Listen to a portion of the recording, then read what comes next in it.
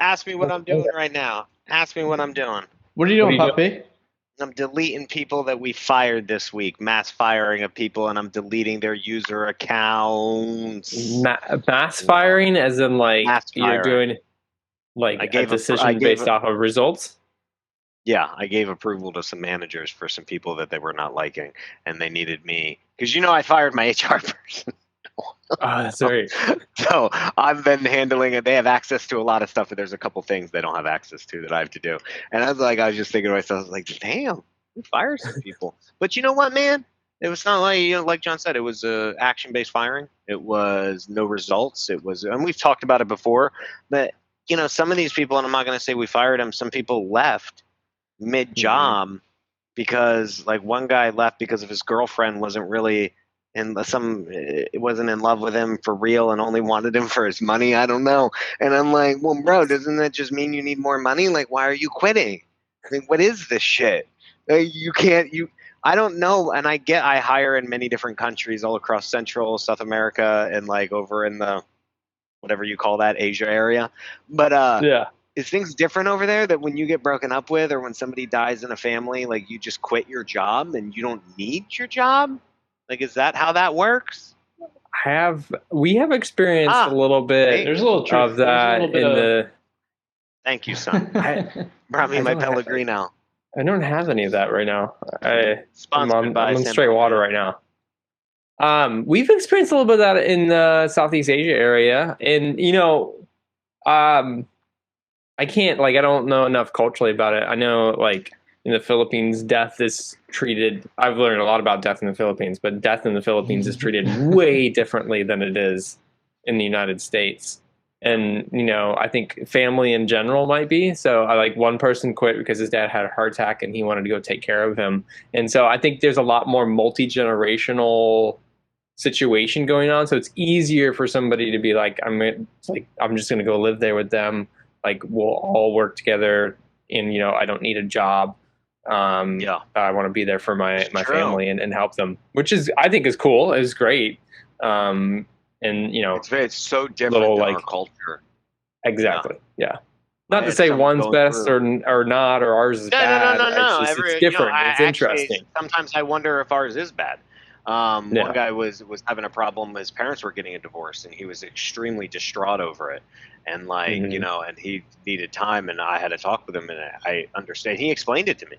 Over there, divorce is a much more serious thing. Yeah, rare.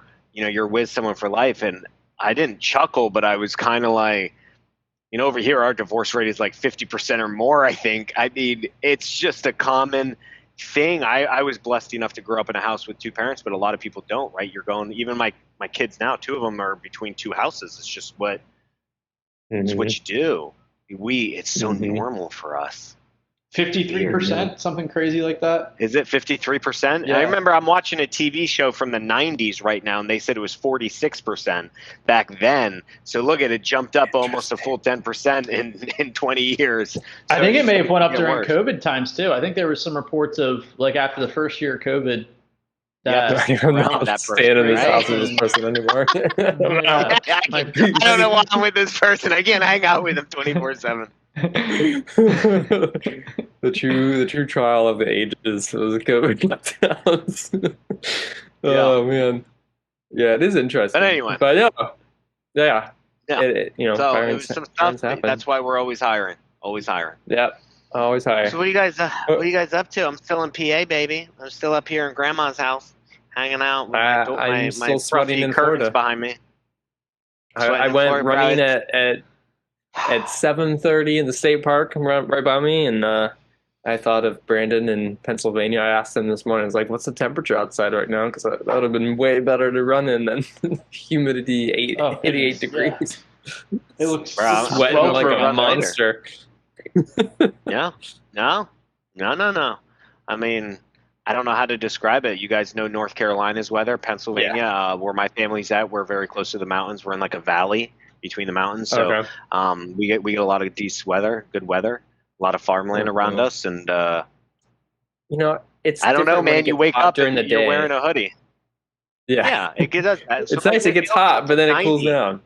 Yeah, it cools Mhm. down. Like it was up to the 90s yesterday, but then at the end of the day, you could go out and sit on your front porch. And we went out and caught lightning bugs with the sun. You know, my boy wanted to catch some lightning bugs, so we were outside, and you're not sweating. Like in Mhm. Florida, you know, you go out at 8 o'clock at night, you better take another shower because Yes, you're not going to exactly. bed. You're taking another shower. Yep. 2 shower weather So, in Florida for sure.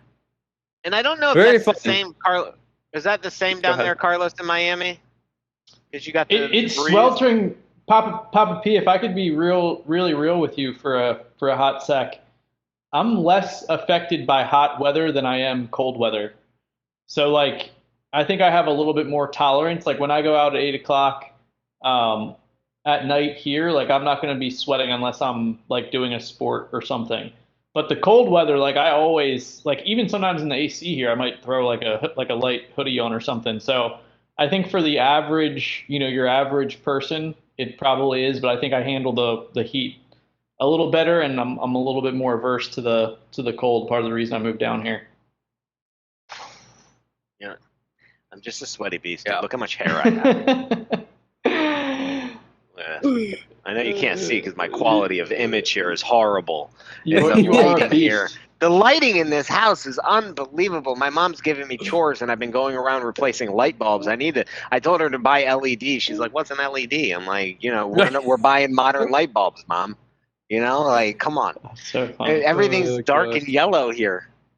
Isn't it if you drink San Pellegrino though, you like have more endurance, you don't sweat, and you become like nootropic, like smarter as well? That is true, and I've been drinking a lot of it. I've started drinking a German spring water. Don't ask me to pronunciate it because I can't pronunciate it. That was pretty good too. So I'm just hydrating. It's not that you sweat; you glisten. Yeah. Hydrated goodness is what it is. Like So, olive yeah. oil. Olive oil comes Yeah. out of you, just fresh 100%. organic olive oil. But Funny. being up here though is nice. I love Florida, and I know Florida has a lot of farmland. Don't get me wrong. We have a lot of cows and down there. Oh yeah. But farmland up here, up north, is a lot different. The land, granted, they're developing too, but it's just gorgeous. I love it. I mean, a lot of our cow fields that we had have now been turned into the northern cookie cutters, 2-story with a basement cookie cutters.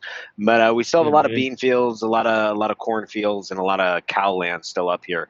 And it's nice, man, because you got that open. The breezes can just pass through, and I don't know, good scenery too. I love the non metropolitan scenery. Anything, I'll take anything. Well, let's get down to business because we've got a giant list of topics to chat about here. And I think the first thing we wanted to talk about, you had mentioned, Brandon, that you have put one of your flips on the market, and as we are in a recession. I don't do quotations. Yeah. It is, economically, mathematically a recession. Even though I saw some news articles and like it was like phrasing it like, if a recession happens, I'm like, we're in one? What do you mean if? What happens if a global pandemic breaks out? So it's not. Listen, I'm putting a couple flips on. I got another one I was in the middle of putting on right now. We got our photos and stuff. The concern is I was talking over and I called a buddy of mine and he's having the same stuff. So I put on a $400,000 house. We put 6 figures into it. It's a 6-figure return. It's a huge deal for our partnership with our partners that we do our flips with.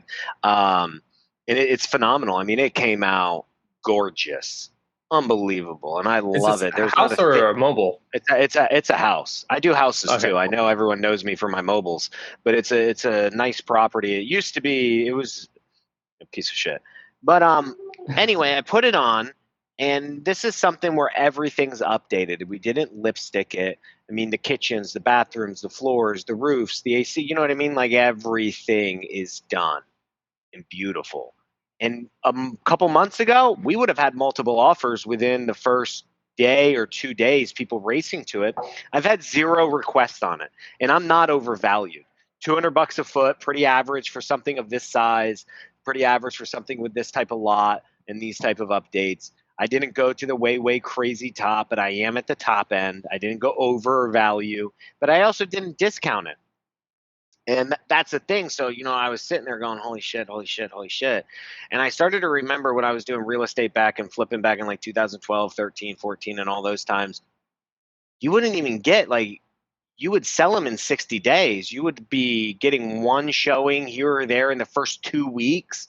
You'd get like a couple people emailing you, but for you to get, if you were a rock star, if the day you listed it, you were getting showings and offers.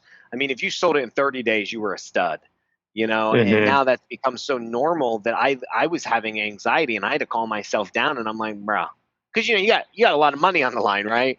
And I'm sitting there going like, holy shit, why am I gonna get called? What did we not do properly? And I'm reminding myself that this is just not normal. Correction. Getting correction. And it doesn't negatively affect my flip as long as I'm still within the range of where my median price range, my median sales price of my properties. I'm not in the luxury market. I'm not for the poor people who couldn't afford it to begin with. I'm in a decent price category, near the top of that decent price category, but still within my bounds. And I talked to a buddy of mine today who's having the same problem. He said, Brandin, I went 2 weeks without getting any activity, and then all of a sudden I got a full price offer. He's like, we just got to wait again. Yeah, he's like, we got to wait again. He's like, nothing to get nervous about. He's just like, it's not going to happen as fast. I said, so you think we were spoiled? And he goes, yeah. And this is a guy coming from a guy who does like 100 flips a year, a lot more than me. He's like, yeah, we got to wait. And I was like, fuck. I was like, okay, I don't want to wait. And I don't, right? I don't want to wait. Yeah. We talked about it too. I mean, you look at the graph of interest rates over like the last 20 years and, they went down down even before COVID. And it's like, we seem to be returning to a more normal interest rate, like comparatively historically. And, same thing with, it seems to be like houses going on the market. It's just a little bit returning to, let's call it the normal or the status quo. And we all got, spoiled by an amazing time. Spoiled. And I think, inventory is still low. So, I think once people get a little bit more comfortable with the recession and the interest rates, it might pick up again because inventory is so low. And that's the thing is we kind of harped on it, and I know we're going to dive into some, not giving away, we're going to dive into some dispo talk, but it kind of goes into dispo because it's like you got to really think about the buyers or flippers like me, how our cash cycles work too. One of the biggest things that I'm complaining about is not that I don't think it'll sell, it's about how long my cash is going to be out on this, because I bought this prior to the recession, the interest rates going up, aka the recession, inflation and stuff. So that's a concern. Now my future flips, like we just did one where we bought it, cleaned it up, put it on the market, and we're selling it within under 30 days. But my price range was different, and we got to keep that in mind when we're buying these things or selling them to flippers, that now you're not going to get automatic appreciation of an extra 20, 30K. If you were banking on that, you need to readjust your thinking because that's going to bankrupt you trying to do that. You need to make sure you're turning them faster or taking on flips that don't require as much, or if you are, you're getting a steeper discount. I got a big discount on this. I would have to take a huge price hit in order for us not to make good on this. But at that point, you're just giving away profit that you don't. Direct to seller marketing got me my deal. I didn't pay a wholesaler or anything. That's just my company providing me my own deals. And I think that goes to it, man. Things are going to change. People jumping on deals and overpaying for things aren't going to happen. And when we're selling them, we just got to be a little more patient. So nerve-wracking though, to say the least. I agree. All right, we're using some new streaming software here, and so I want to try some stuff because we talked about wouldn't it be fun if we could do some fun stuff. So let's do this. So always fun to do fun stuff. Yeah, Papa P. It's good kind of checking in the pulse with you. I know we have our pulse in the week, but I'm always interested to hear and kind of like I'll wrap on it a little bit towards the end of the episode. Just listening to wholesaling and investing podcasts, it's good to kind of have a daily, weekly pulse of what's going on. So I appreciate. And I think it's valuable for the listeners to hear kind of what you have going on in your own business, since you typically have projects going on and stuff that's on, you want to see how long it's listed for and things like that. so super helpful. What is the fun we want to get into next, John? Is this recapping kind of where we left off last week with Titan X and Claire? It is. It is. Wow. Let's do it. So we Ooh, I dig spoke it. and had the recap. Shout out to my dude George from Hotwire that got my internet fixed here. For those of you that were on the Titan X webinar, my internet was absolutely horrible, but it is now fixed. It was a cool webinar. We were chatting about the end. I got Papa P the number to text Claire. And I did. I'm pulling it up now. So I'll give a quick recap for those that didn't catch on the last week or the webinar. It's essentially what's happening right now is it's text to AI chat. The call to action is you send out direct mail and or you have it on your website. Text this phone number to get an offer on your house, essentially. So Will Brown, longtime Investor Fuse guy, did a webinar last Friday, and he gave out a phone number that you could interact with his artificial intelligence. I gave that number to Papa P, and I want to see feedback. And it's not fully developed everything yet, but just kind of as like an intro. What kind of feedback or how was your experience with the Papa P? So it started out pretty good. I just don't think it's there yet. Yeah. I think it's very intriguing. And one of the things that I told you they got to work on is it kept restarting my convo. If I didn't do a continuous conversation with them, then she literally started from the top. She didn't have the ability to pick up where she left off, which was a huge thing. Like there was something I go, you should, she goes, may I please get your name?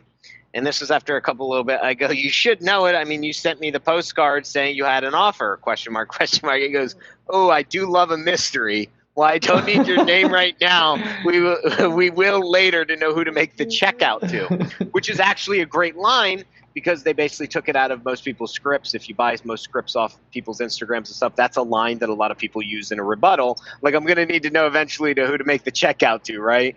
So I thought that was pretty good. I said, cool. So this is where they messed up. I said, cool, but I'll take cash, non-sequential bills. And she goes, great to meet you. Cool, I'll take cash, non-sequential bills. And I was like, okay. So there is some stuff where like she wasn't able, if I was texting too fast or multiple bubbles at once, she wasn't able to read them in the proper order, and she would send me back multiple individual. She was replying to each bubble kind of individually. But I think on a whole, where this technology is going, like, would I use this today? Because that's why I was looking at it. I was actually contemplating, I was telling Brittany, I was like, maybe this is something we could apply into our postcards. It's not something I would use today. I don't think it's there. I think there's a lot more data they're going to have to put in to make her have a better conversation. But isn't an intriguing concept that could really help a business?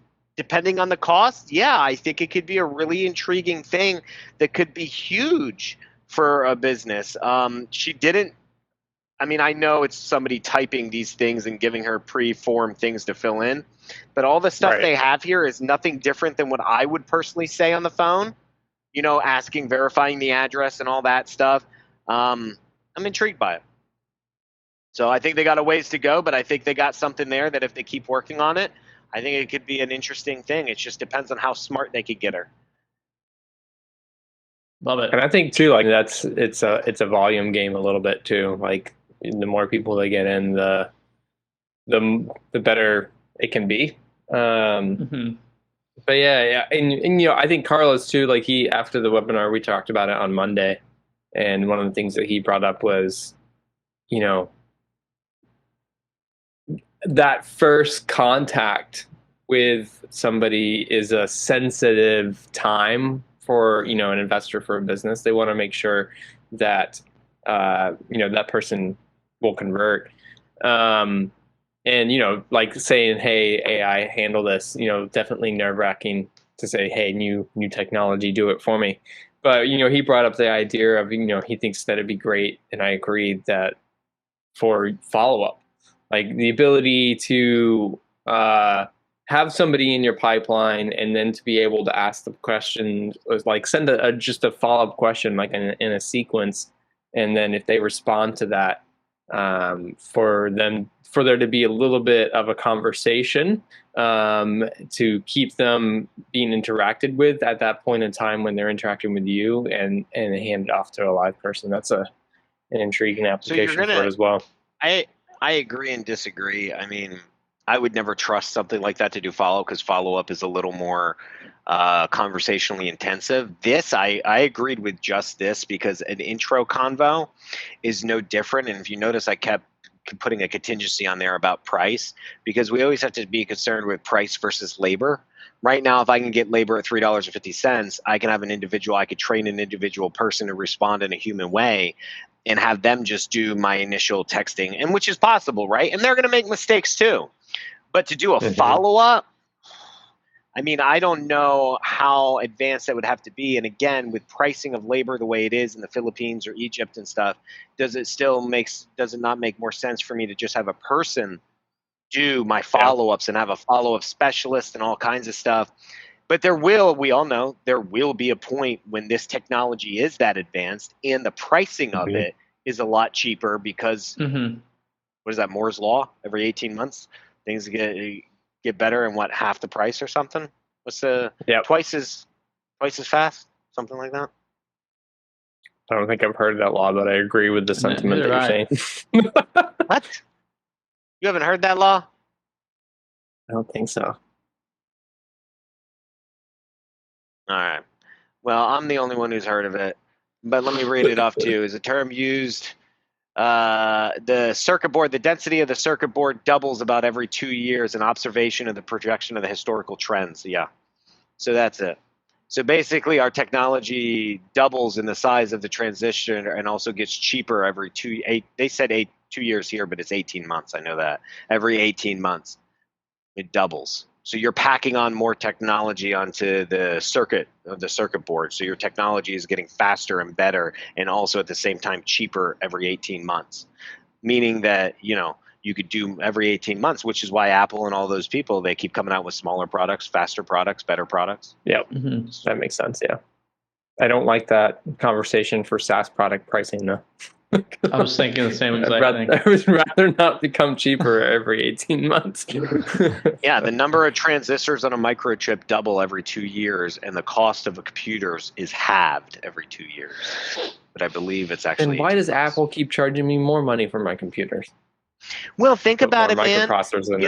Our phones are the size of our phones are this small, but they have more technology than the computer that took Apollo 11 to the moon, right? Yeah, no, isn't that crazy? Apollo 13. Crazy, awesome. 13 crashed.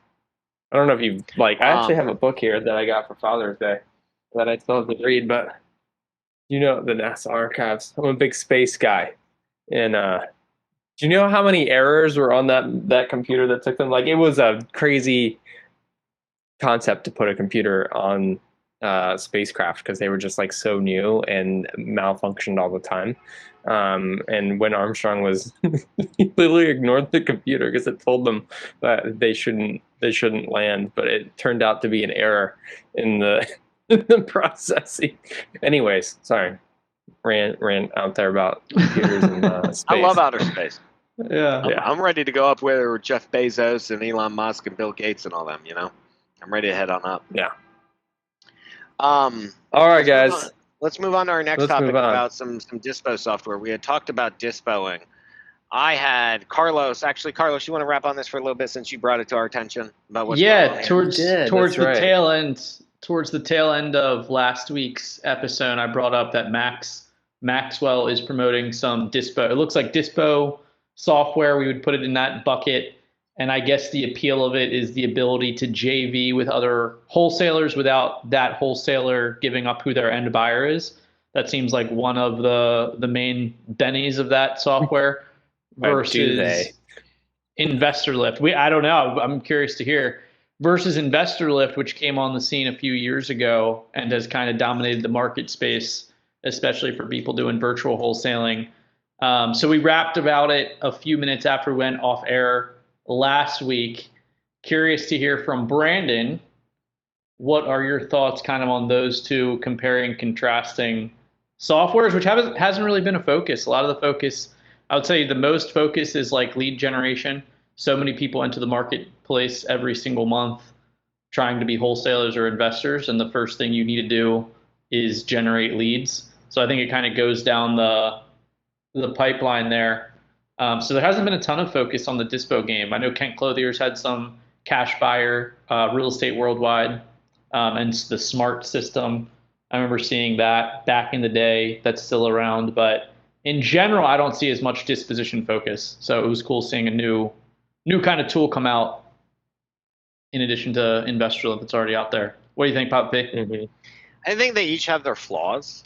I think InvestorLift hasn't done a lot in the last 2 years. I mean, I think InvestorLift, I have an account with them. The software is pretty basic. Yes, it does some newer stuff that nobody else did. I mean, there's different, like PropStream does stuff where it stacks all the buyers, like who owns how many properties on that. But it was the way InvestorLift laid it out, and mostly their email integration, right? We moved towards a place where you could email. Then he came out with this whole thing where if you had enough money to buy it and you did enough deals, he would allow you to share all the buyers in there, which means that John and Carlos's, if I also was a cartel member and I was accepted in and I paid the price and I showed I had enough business, I could use John's buyers and Carlos's buyers and all the phone numbers that you work so hard to get, I would automatically give them, and you would get mine and you would get the other person's. And it was a thing of, hey, let's all do it. But what happened with that is what I don't think I like is that all of a sudden everybody who got it started creating new brands to become a dispo company. And then all the other people who didn't have it, they're like, let me dispo your deals. But what that does is that doesn't give John money or Carlos money for them for using their buyers for my dispo company to sell, this new wholesaler's deal. So, but it created a new industry within an industry, the dispo company, right? And so now you'll start to see everyone with their own brands. And I know another guy who literally just got on, I follow him on Instagram, just got on cartel mode. What did he do? Immediately release a brand. Now, what is he advertising? JV with me, I got 3.8 million buyers. No, fuck, dude. So does you and everybody else who has it. When, like, what the fuck? Everyone knows that, dude. Like, it's not you don't have 3.8 million buyers. InvestorLift does, and you're just paying $60K a year.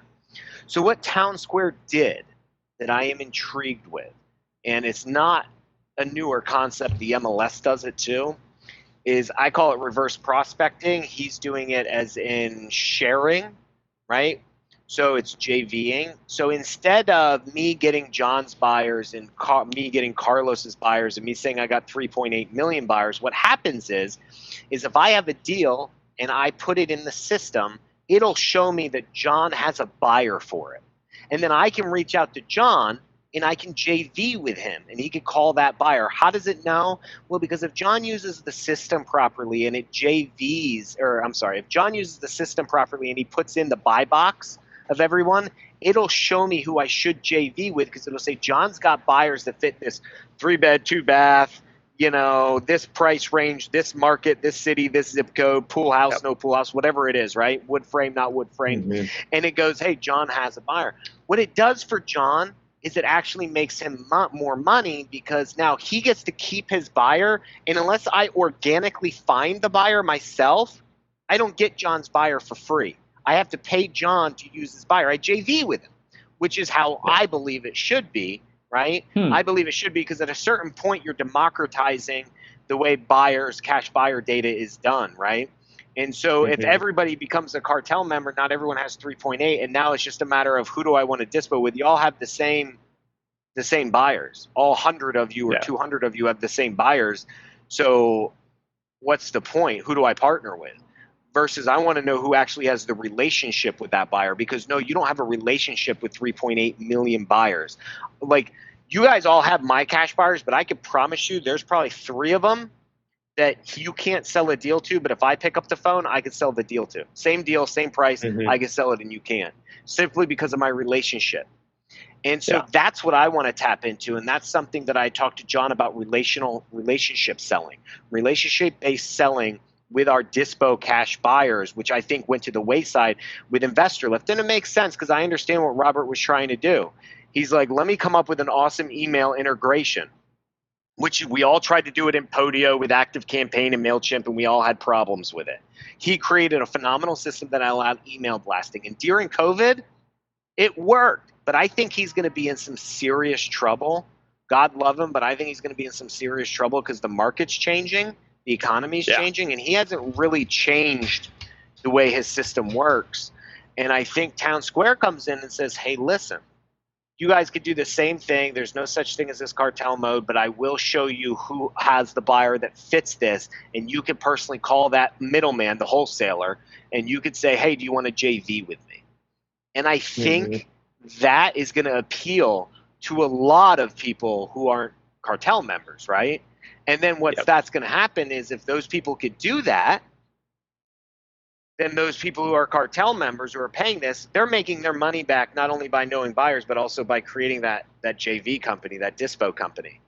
A bunch of mini Keigleys, essentially, because that's like Keighley's model, right? Like they use their people and they dispo other people's deals, from my understanding. Mm-hmm. And I just think TwnSqr came up with something different. Now, do I think TwnSqr is phenomenal? No, I don't. I think there's a lot of problems with it as well that they don't focus on. But I think that feature alone, I think is going to grab them a lot of attention from a lot of people who can't afford cartel mode, who can't afford InvestorLift. They're going to come in and buy that. And once you get a lot of adoption, I think that could be a thing. I mean, it's personally what I would want. It's what me and John have talked about actually on our end. And the MLS kind of does it with a thing called reverse prospecting. Realtors have been doing this for a while. For years, long before the investment community, where our buyers and what we buy box them inside the MLS, it'll show us listings from other agents that fit this person's buy box in what's called reverse prospecting. So it's nothing new. It's just new to the industry, and I think it's going to disrupt the way InvestorLift is doing it. So, my opinion. I watched the full demo video. It was like an hour long. I watched the full fucking video. Love that. Appreciate you breaking down we do our research here. Italian water and do the research. So InvestorLift, it's interesting because it's decentralized access to cash buyers that everybody is buying into versus TwnSqr, which is putting like an emphasis on collaboration and rapport building with somebody that could connect you, that has a relationship with a cash buyer, which you seem to prefer strongly there. So it's interesting, just kind of the two different intentions or focuses of and you could choose products. You could choose in TwnSqr not to share, not to JV. Yeah. Like to not at first have the, like you could upload a buyer's list and be like, nope, I don't, like you could say, I do not want to allow other people to see this buyer. Yeah. Which I think is smart. Because, you know, it lets people kind of choose and have that ability to say, you know, these 5 buyers, I don't want anybody else to know who the hell they are. But then you lose out the opportunity of JV, and so it's like, why would you do that? So it's a interesting thing, but you know, both softwares, when you boil it down to what's ultimately happening, it's mass buyer communication and marketplacing. It's the ability to say, here's what I've got. I'm going to email all these people. They'll get the property listing. And then, you know, if I own them, then I have to, you know, I can't remember how it worked. If you didn't own it, it doesn't go directly to that buyer, right? You have to go through the JV partner. Oh, for TwnSqr, you have to go through. And if I send it out to mine and it's my buyer, and you send it out to the same buyer, mine goes and yours doesn't, essentially, depending on how they're JV. But I mean, you'd have to dive into it. But here's the thing, man. It bothers me.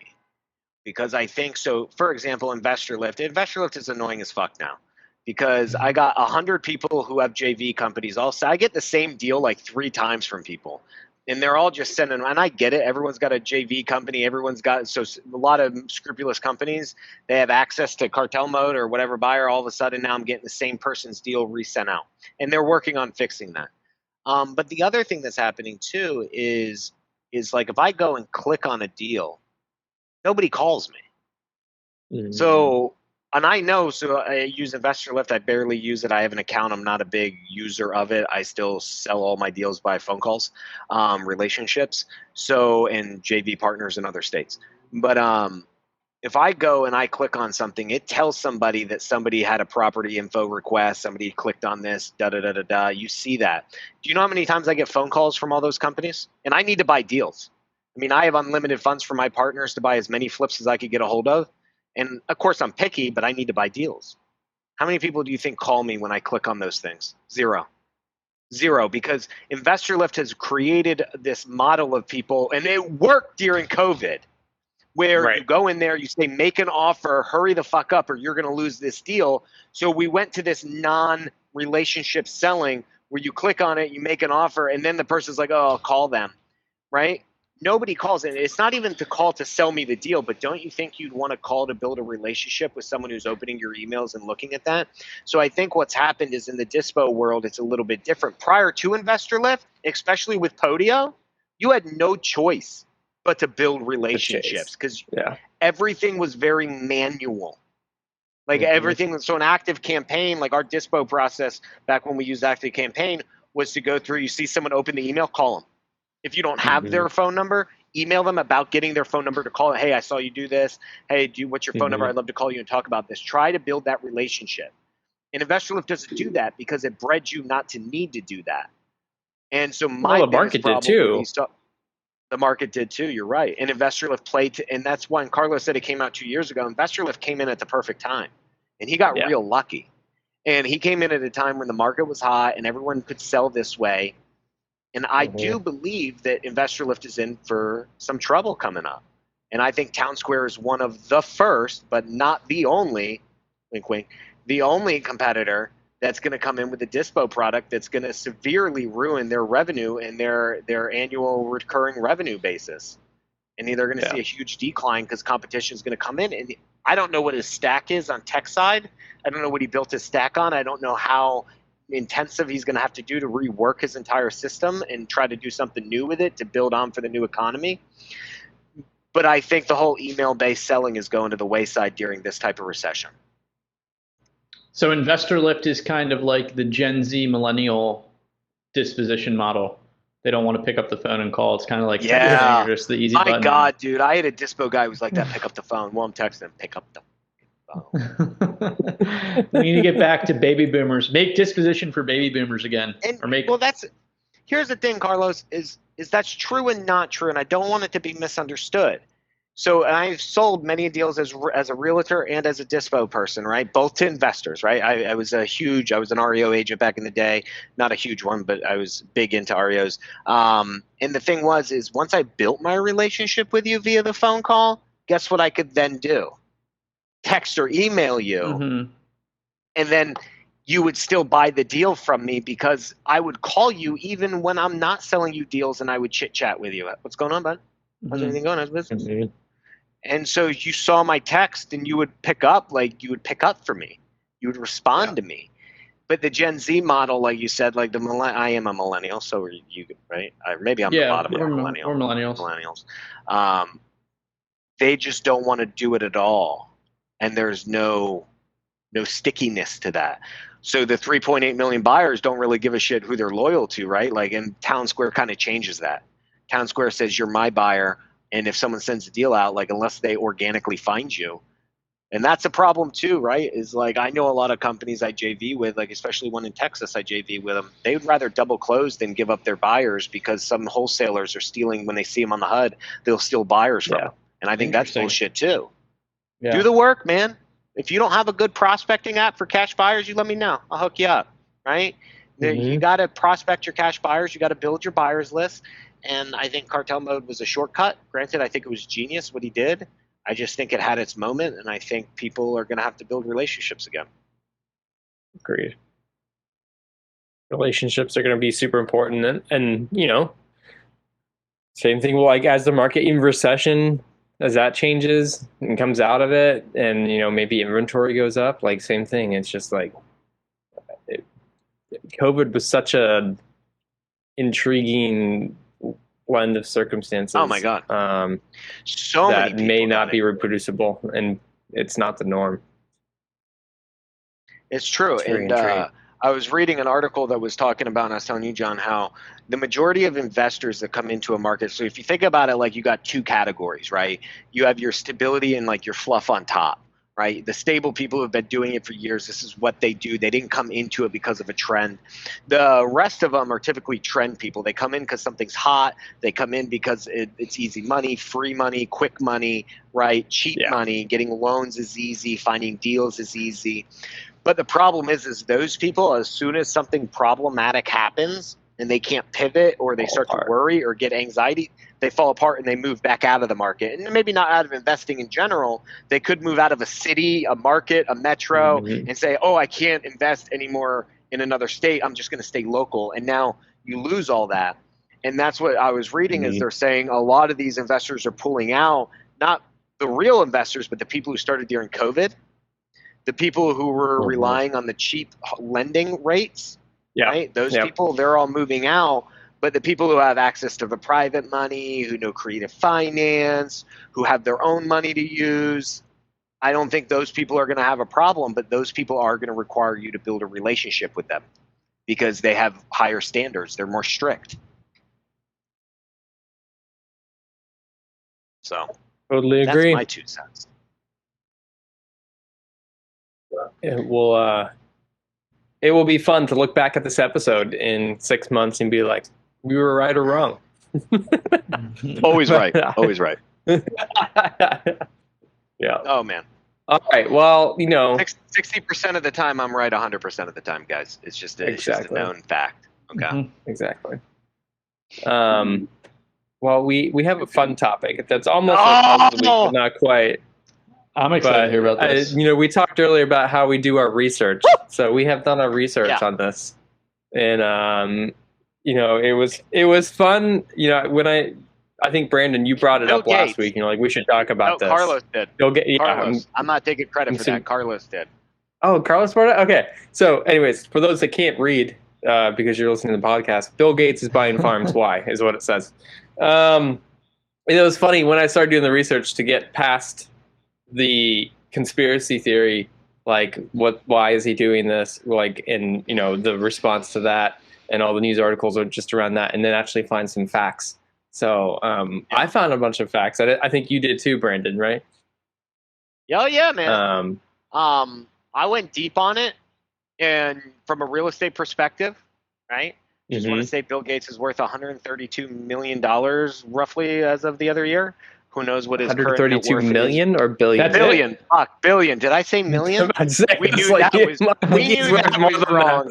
We knew that was wrong. He's in the billions. I know we're in a recession, but damn, that was pretty quick. He took a hit. That's a big hit. Took a little haircut there. But so you got to take a look at it. So I think it all starts with, there's conspiracy theories, but when you're worth that much money, you need to diversify your investments, right? So aside from the conspiracy theories, and I believe a lot of them, because I believe the wealthy like to control things. I know I like to control things. And it's and I'm not worth $132 billion, but it's a conservative, sensible investment for a portfolio of somebody like this. So Bill Gates doesn't actually do it, to be clear. He has Cascade Investments, which is a managed investment firm that obviously manages his large worth of money, 132 billies, right? And it's probably not all that because obviously liquidity versus what he has in Microsoft. But he currently owns $690 million worth of farmland, over 270,000 acres worth of ag land, pretty much total land. But Buffett also owns Coca-Cola. He owns trains. He owns John Deere. Owns all of Coca-Cola, or no, not all of Coca-Cola. A large portion of Coca-Cola. He owns, because Buffett runs and buys percent stakes in these companies. John Deere. A lot of railways. These things that are not sexy. These are not sexy. Yeah. No one's making YouTube videos about these things. There's no course on how to buy ag land for biotech. That's no not TikToks of people. There's no TikTok. On how to buy farms for your large net worth individual. That's not happening. And same with Buffett, right? No one's talking about these non-sexy products unless you're in that industry of stocks and stuff, buying John Deere and Coca-Cola and stuff like that, and railways. I found that interesting in my research from Buffett, and he said it was in one of his quarterly whatever calls, and he said, if you would sell me a 1% interest in all the farmland in the United States for $24 billion, I'd write you a check right now. Because he just think it's such a stable investment. Because I think some of the some of the funds I found is we'll talk about the funding, but A typical family-owned farm makes about $69,000 in profits annually. And the average size of that farm is 444 acres. Yeah. Yeah, we found the same one. So yeah. So I mean, bro, it's I was deep. Yeah. I found a really fun article that has a lot of like interesting data points on it. Yeah, but you know, it's intriguing because it's a return, right? And you got to put your money into things that return. And what is like one of the most staple things that people always need is going to be food. So yeah, and we can get it. And we can dive more into that. But first, I think let's talk about the actual investment itself, right? Where he's investing. Because I believe John's on the right path for these small families and what this does. But think about where he's impacting. Washington, Idaho, Wyoming, Nebraska, right? Nebraska, he's got 20,000 acres in Nebraska alone. Colorado, 27,000 acres in Arizona, not for farmland. That's something we could talk about in the future about like his smart cities he's planning. But he's only like in Iowa, only 500 acres. But he's got 17,000 acres in Illinois. He's got Michigan, Ohio, Indiana, Florida, Arkansas. He has almost 50,000 acres, 70,000 in Louisiana almost. You know, North Carolina, Mississippi. He's got California. I think that's probably just like his house. It's like 4,000 acres, probably living on some big estate. But so he's got land in all these states amassing almost 270,000 acres. That's a lot of places. But John's over here saying, well, the average person has a 444 acre farm. I mean, his smallest one that I saw was 522 acres. You know, that's in one state. Isn't he? He's leasing them out, though, right? He's leasing them. He's not running the farms. 30% of all farmland is so 60% of row crops, right? Row crops is in America is actually rented. 30% of all farmland in the U.S. is rented. So that means and it happens even in my hometown here. Like what happens is, and in Florida too, I know investors, little investors like me, right, who own land and they lease out that land to people's cows because they get a tax deduction for that. And that's in Florida. I don't specifically know in all these other states if there's ag deductions. I'm sure there are if you have so many cows per acre, so many heads per acre. So he leases a lot of his land out for these things, and that makes a lot of sense, though, right? Because for him, it's a sensible investment. Because when it's negatively correlated, stocks go down, farmland generally goes up. So it's a great hedge against inflation, right? Because you know what happens? Food prices go up, all these things go up as the market goes down, and they're making more and more money. Now, who do you think's making more and more money? Right? Not the small farmers, but these people who do this as an investment. And they call it like it's like a monoculture of farm. It's like a monolithic farm of like this industrialized farming.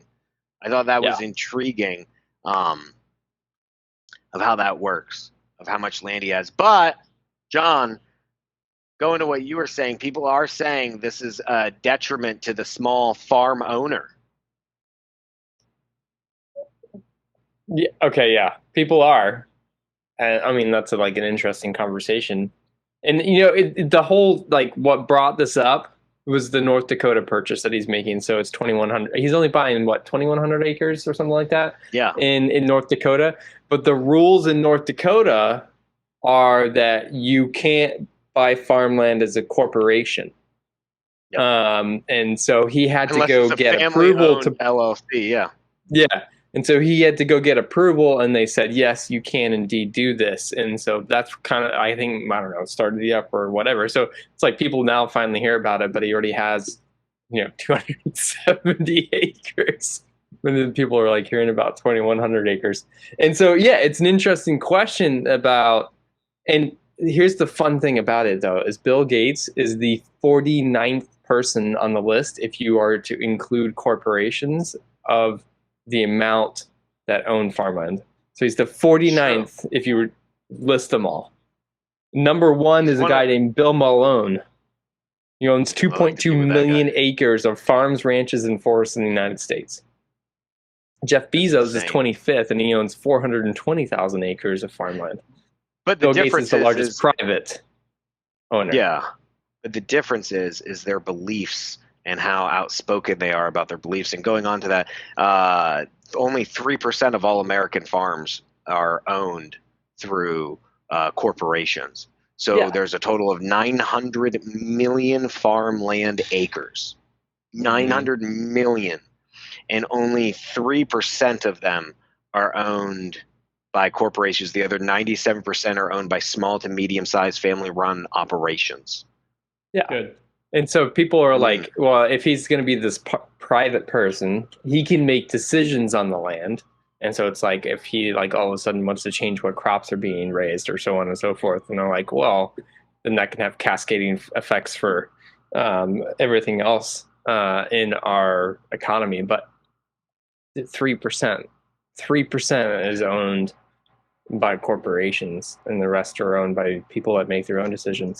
Well, there's a big argument what's going on in what I was reading in the farming community about short-term renters versus long-term owners. And I've been diving deep into manifesting my Montana ranch and Wyoming ranch where I want to own. I mean, I would love to own up to like 20,000 acres out there of my own personal ranching, and I want an ag.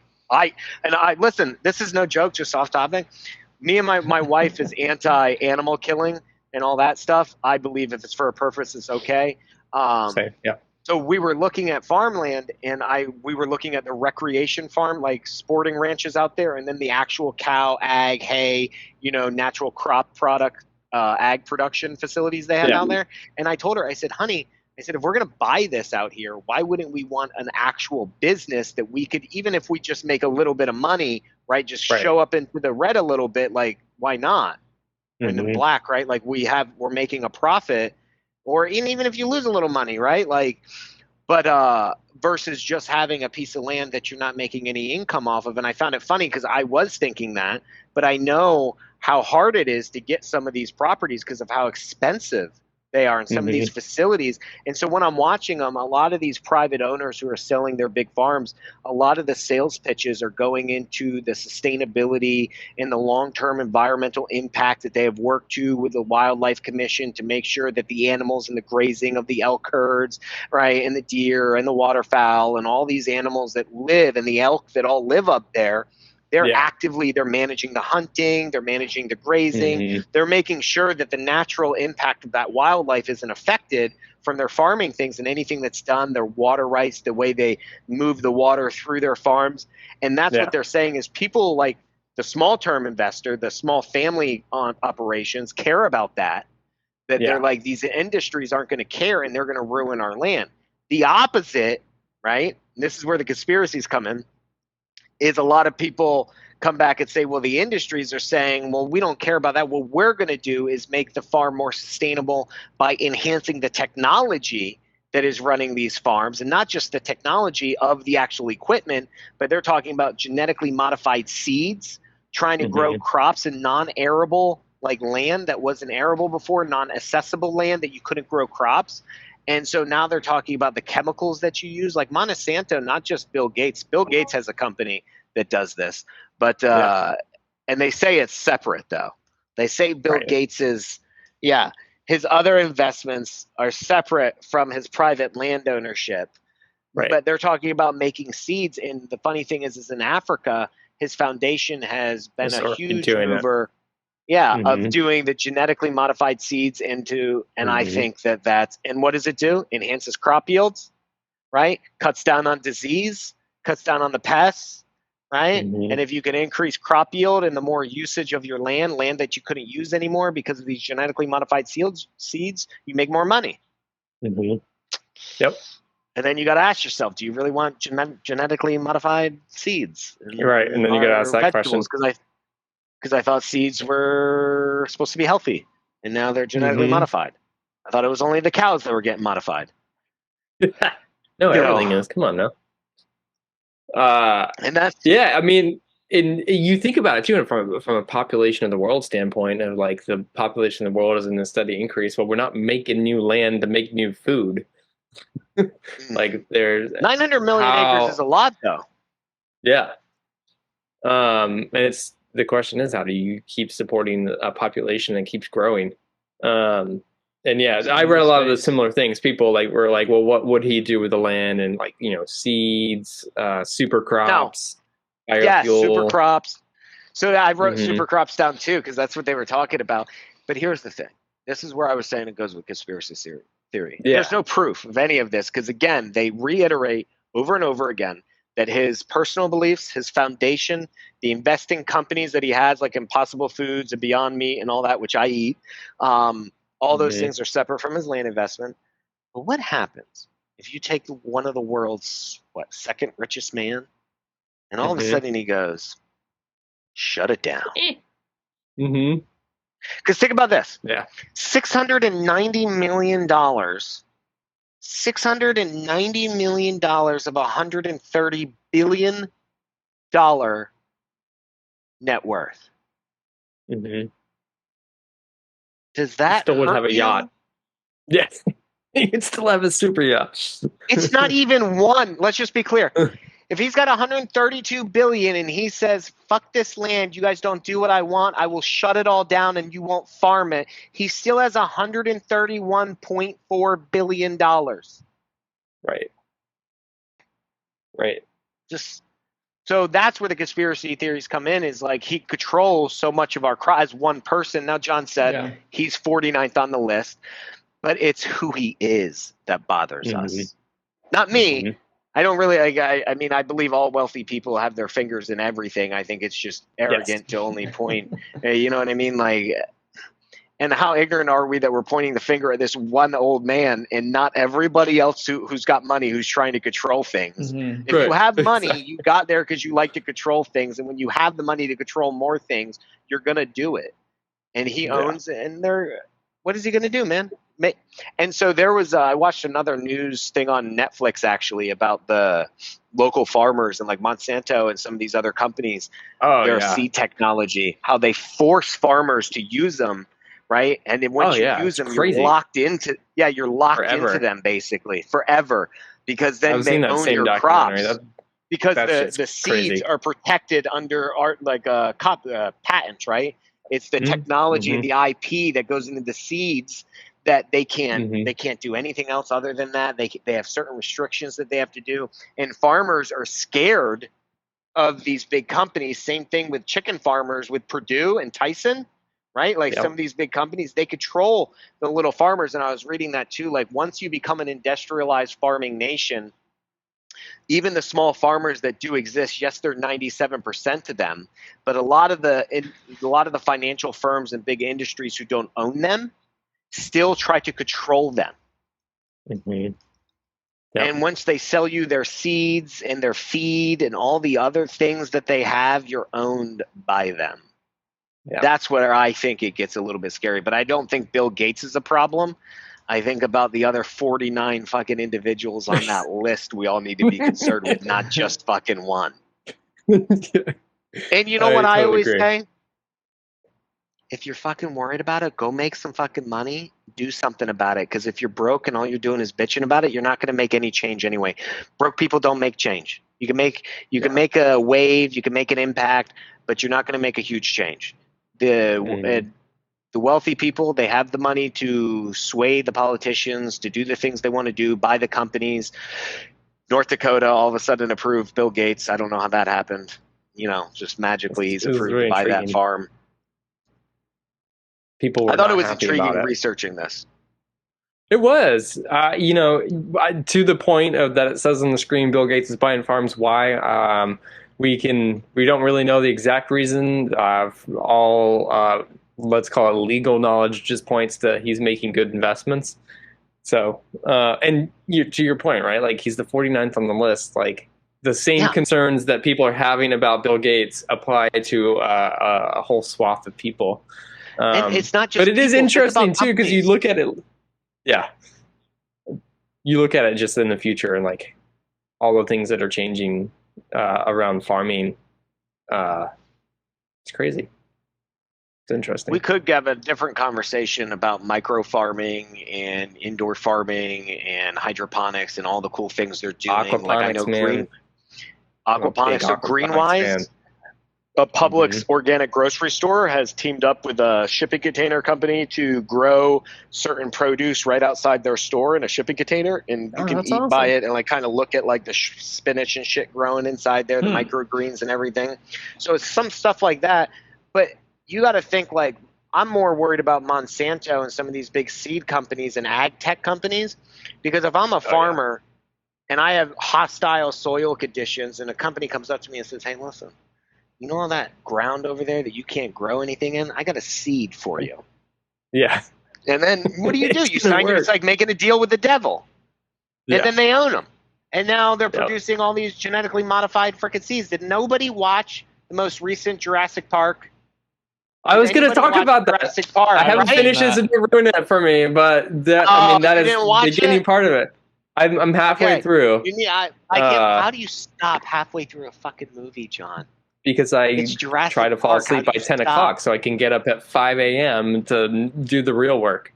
I'm insulted that you fell asleep during Jurassic Park or shut it off. I'm sorry, but that one, I'm just, let's gonna say, I mean, come on, versus all the other Jurassic ones, it definitely is not on the top of the list. It tied it all together. It tied it, people said that about The Godfather.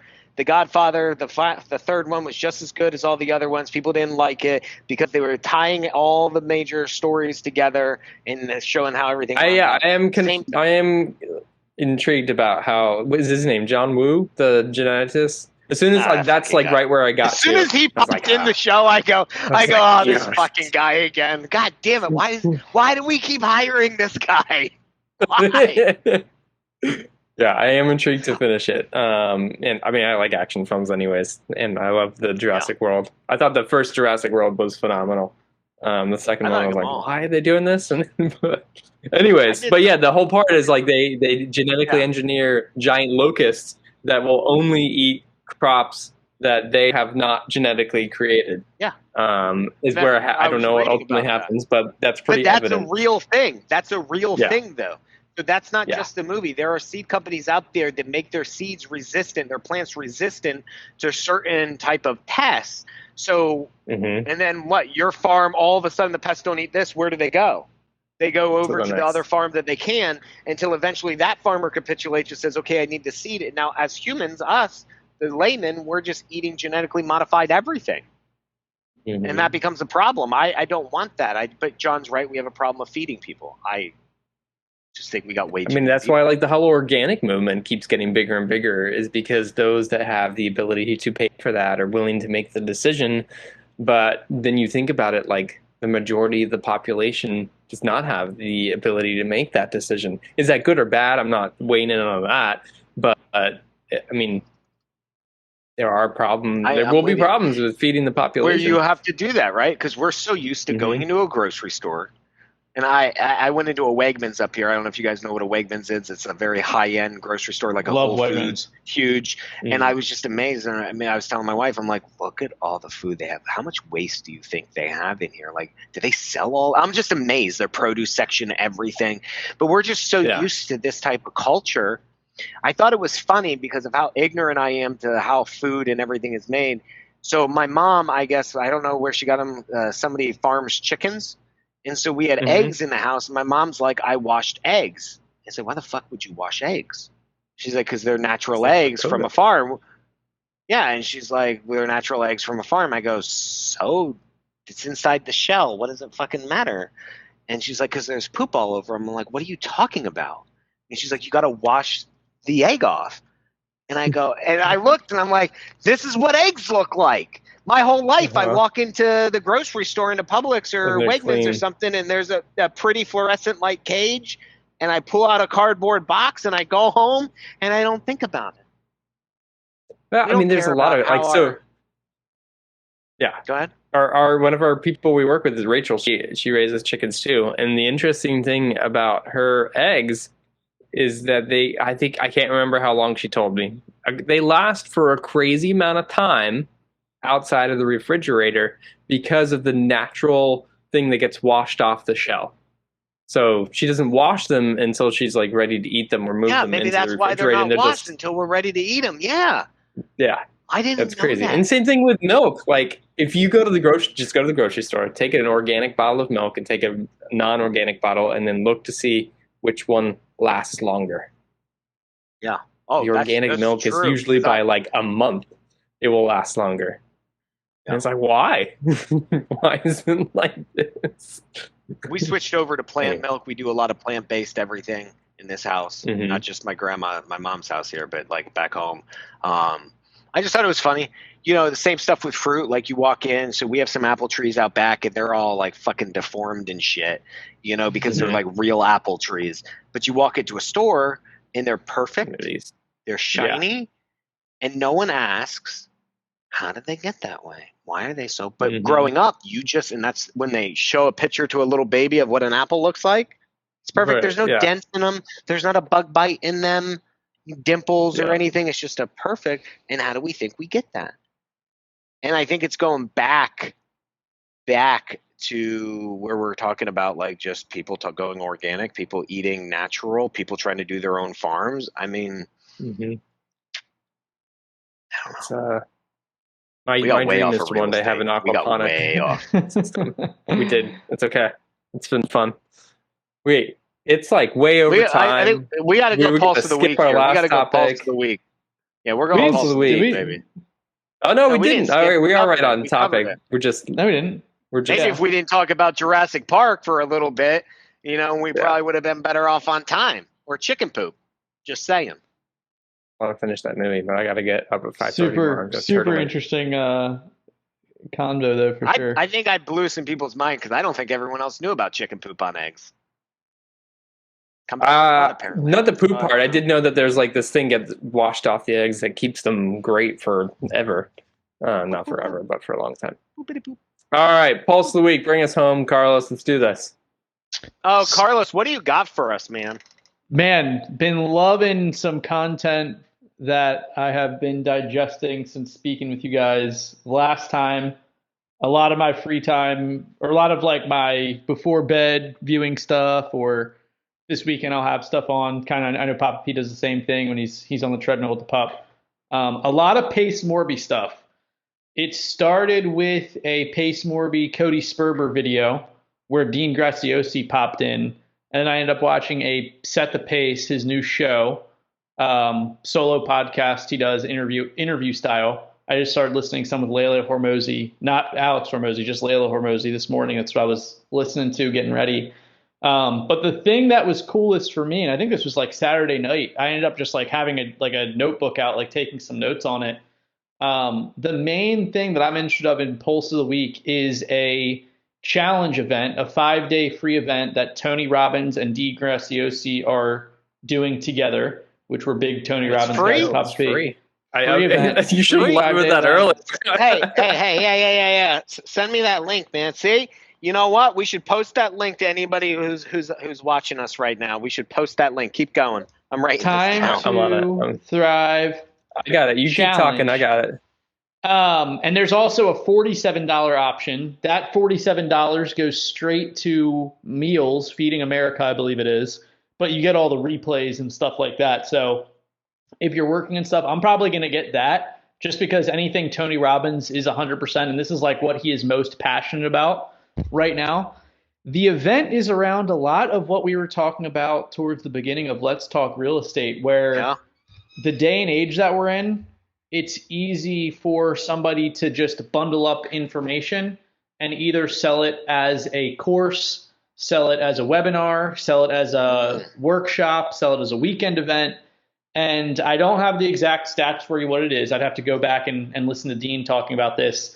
It is somewhere in the $1 billion a year industry right now. And by 2028, it's going to be somewhere in the trillions range as far as selling information, modules, courses, weekend seminars, ebooks, like even small ticket things like, a $9.97 ebook or a $47 workshop or something like that. And how they were talking about it, Pace was fully on board with this because there's just such super niche things that you could teach. Dean Graziosi was talking about how he did this deal, a creative deal. Mary Lepresti, he talks about this, where he did some type of deal creative deal where he didn't put any, like, little to no money down. And Pace ended up finding about Dean Graziosi from that like 10 years ago.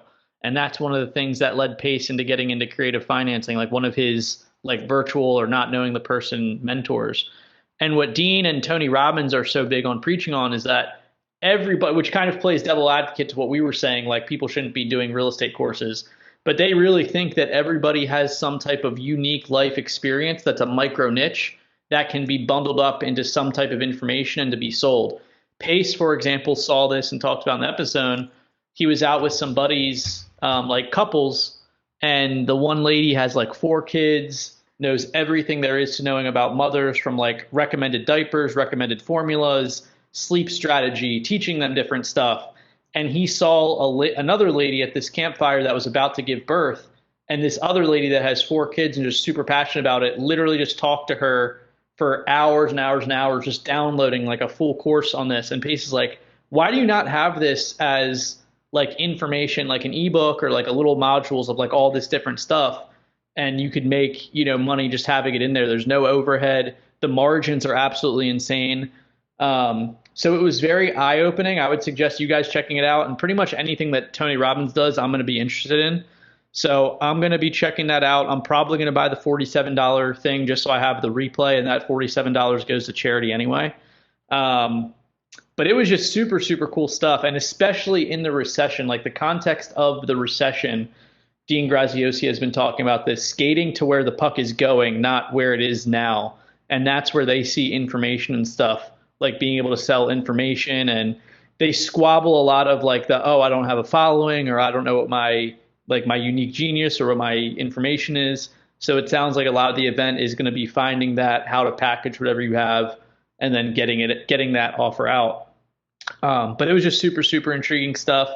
And even the mindset stuff, it's had me going, getting a little bit more focused on mindset. Like I definitely do daily stuff on mindset every day, but even hearing Dean on a couple podcasts, this is a great time to double down on making sure like your optimism, your belief in yourself, your mission, your purpose. Super inspiring. I was literally Saturday night just like casually like grazing food, probably eating apples with honey and peanut butter. Love it.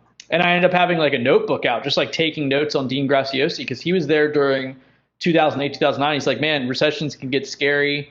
That's where you start feeling more insecurities, or you feel more insecurities. You're unsure of what's going to happen. The typical recession, he said, lasts around like 18 months. Him and Tony think this one could be going longer. He said like back in that time, every 4 or 5 houses that you'd go down, there'd be like a for sale sign or some type of issue with it, like foreclosure or something like that. So this is a good time to double down on your mindset. And this is something I'm going to be checking out, Pulse of the Week, Time to Thrive Challenge. Not that I'm even going to necessarily sell information, but as somebody that I love and admire, Tony Robbins, Dean is amazing as well.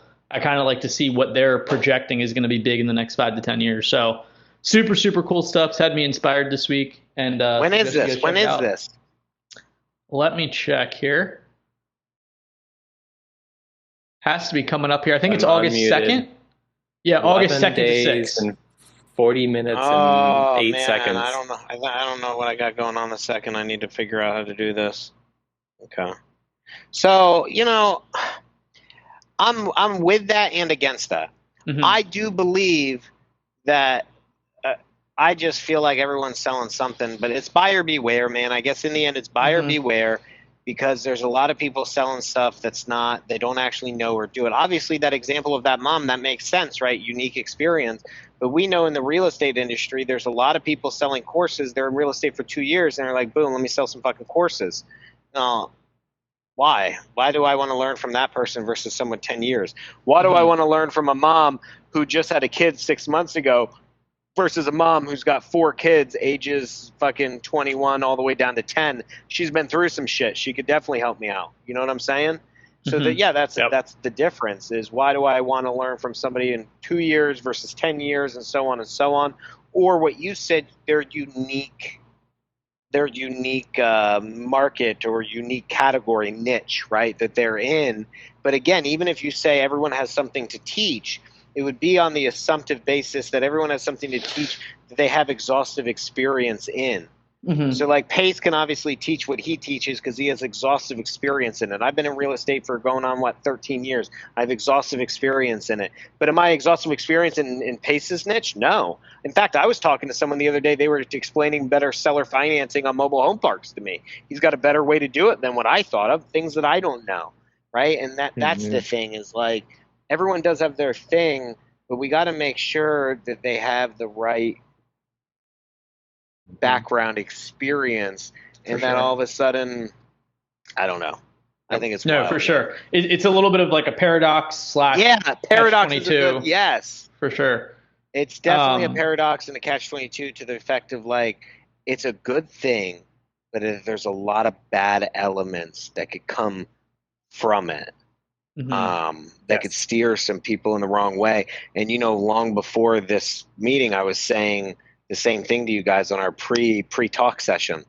I was like, there's people out there who are the real idiots, right? Like they're just buying things because it seems cool or fancy.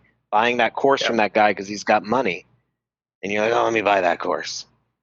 Mm-hmm. I think that's part of the problem, though, is that like, if everybody that bought the course actually went through the course and then had an understanding of its application, you could weed out just by public opinion who's good and who's not. But everybody, like, I think that corresponding with the ability to have all these courses is everybody wants to learn a bunch of things, but don't spend the time to actually complete them and finish them and learn from them, or say that was absolute crap, nobody else should buy that. So like, there's a lot. So I too, Mind Valley, right? Like, it's a different type of. So there's different courses out there that do it, man. So like, you just have to find. What am I trying to say? Not courses that do it, but how about if we word it as in there's companies out there that bring people in like a master class or something and that essentially will come in and say, okay, I'm going to go out and find some of the best people in a niche. Like Mind Valley stuff isn't necessarily an exhaustive course, right? Or some in-depth on one type of industry. There are multiple speakers on multiple topics, from everything from your mental aptitude, your health, whether it's business, leadership, sales, all different kind of. They bring on the experts of them. Something like that, Carlos. I'm 100% on board with what you're saying. Yeah, and I did Mind Valley for a year last year, and that's almost like a more vetted. Like you're paying an annual monthly subscription for like vetted people that do that. Pay like $100 a month. You're getting speed reading course from Jim Quick. Stuff like that versus. Yeah, and I mean, it's buyer beware, but it's still a cool opportunity. I do have some stats for you here that are at the bottom of the page. I don't know where it's at right now. Or actually, I guess let me see. E-learning. The e-learning market in the U.S. Let me see where we're at here in 2021. They're predicting that by 2026, it's going to be a $457.8 billion a year market. E-learning. By 2028 is when it's going to hit the 1 trillion mark. And the way that they were talking about it, and Pace was so behind this for people to get into it, not even just real estate specific, but a lot of people want to learn. So like a lot of people want to learn from someone that's just 1 or 2 steps ahead of them. So they might be hearing real estate podcasts of somebody that does, 50 deals a month that hasn't done a deal before. They're like, shoot, this is like too much. You just kind of get stuck in like analysis paralysis and self-doubt and stuff like that. If you start consuming stuff like this is how I did my first deal, or this is how you get your first deal, you get the social proof belief. But again, they should stop at the first deal then. But that's not what they do currently, right? They go through the whole thing and they sell you on the whole package when really, you're right. So it's about niching it down to what your experience is, but you would have to trust human nature to stop at that and not get greedy and try to do more. It's a catch-22. And some examples. So like Pace was all about it, even for like his real estate students making really small niche things. Like, it could be how to pull data in Florida, like the best ways to pull data in Florida, or even niching down for that, like how to pull probate deals in Dade County. Well, what does stuff that like do? that. What does that do to YouTube then?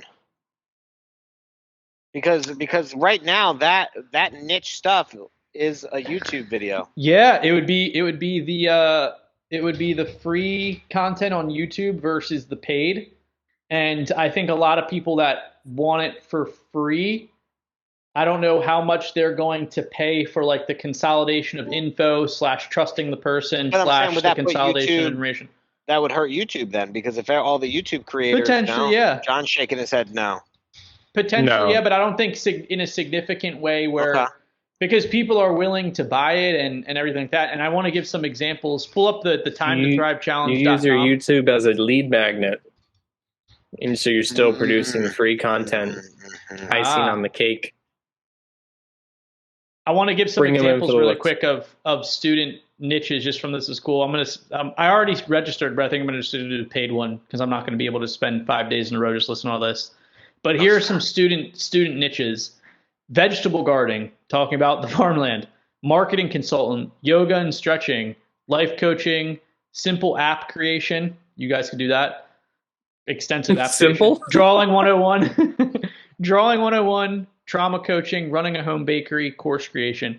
So it's like a little bit like getting over it and like imposter syndrome a little bit. So I'm curious to see how they do it. And another example, Papa P, because you've brought this up.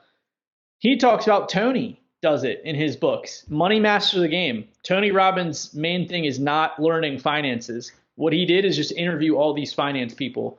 Life Force or whatever the medical thing is. He is not he doesn't study medical profession himself. He interviewed all these people. But he does by interviewing them. Just like I learned about farmland just by researching this in my notebook.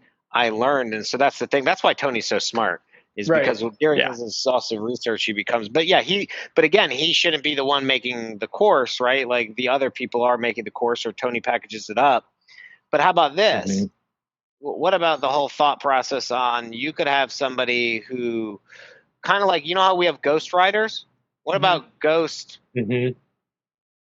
teachers, courses, right? So if I create a course and I don't want to do it, or John creates a course about a software and he doesn't want to do the actual, be the face of it, right? Or be the one to give the course, teach the course. He hires somebody like me to come in and be his ghost teacher. Yeah, I could see that as a whole industry that opens up on this for some people who have the knowledge and the information, but don't have the ability or want to be on a camera or to run the course. Mm-hmm. So interesting concept, like idea. I might attend. So I have made a course that's out there, and if you search on the web for it, it pops up as natural organic. Not many people buy it. Hardly anybody does. And it is on how to use GlobyFlow inside of Podio, because I have spent many years and countless hours doing that. And so everybody that purchases it enjoys it, but I don't want anybody to reach me from the course and say, please do work for me, because I don't do Podio work anymore. But I like the ability that I can share that. And, people have learned from the course and feel like they can now better run their own Podio systems. And it's not real estate focused at all. It's just general how to use Podio inside of, or how to use GlobyFlow inside of Podio. So that's an interesting concept because, I would not like to receive anybody's email telling me, I watched your whole course and I just don't feel like doing it. Please do my GlobyFlow work for me. But you could have a front man that does it for you. There's a lot of possibilities. Like Carlos said, it's going to be a huge multi-billion-dollar industry. I could see a lot of smaller things popping up from something like that.